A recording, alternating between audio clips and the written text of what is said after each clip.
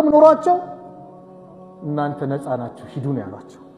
እንደዛ ነብይ አዘይ ሩህ ለሁሉም የሚጨነቁ ኡመቴ ኡመቲ ብሎ ለኡመታቸው ያለቀሱ ነብይ ለሳቸው ይሄ ይገባል?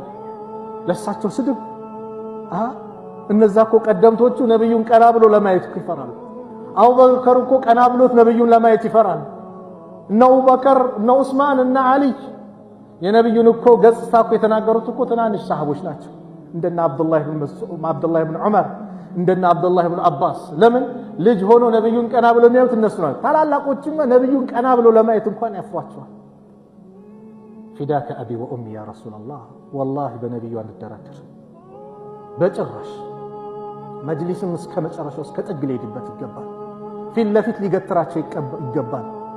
አስፈላጊው እርምጃ ሊወሰድባቸው ይገባል። እንደነዚህ አይነት ቆሻሻ ብዬ ነው መጠራቸው።